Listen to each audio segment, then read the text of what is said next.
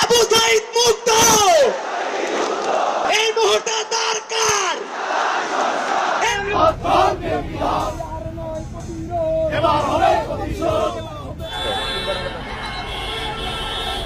Running গাড়ি তো আমাদেরকে হামলা করছে, এই যে হামলা করতেছে ছাত্রদের উপরে।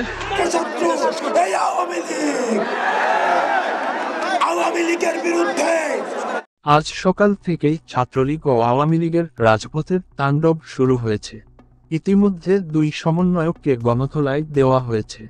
অন্তর্বর্তী সরকারের দুই সমন্বয়ক হাসনাত আব্দুল্লাহ সার্জিস আলম পলাতক রয়েছে।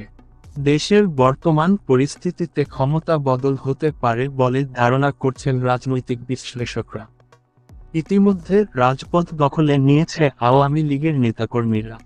জয় বাংলা জয় বঙ্গবন্ধু স্লোগানে মুখরিত ঢাকার রাজপথ। এদিকে বর্তমান দেশের পরিস্থিতি দেখে মন্তব্য করেছেন গণ অধিকার পরিষদের চেয়ারম্যান ভিপি নূর। তিনি জানিয়েছেন, বর্তমান দেশে যা পরিস্থিতি দেখি, এদেশকে আমরা আর সামনে এগিয়ে নিতে পারবো না। দেশে আবার আওয়ামী লীগ দলের আবির্ভাব ঘটবে।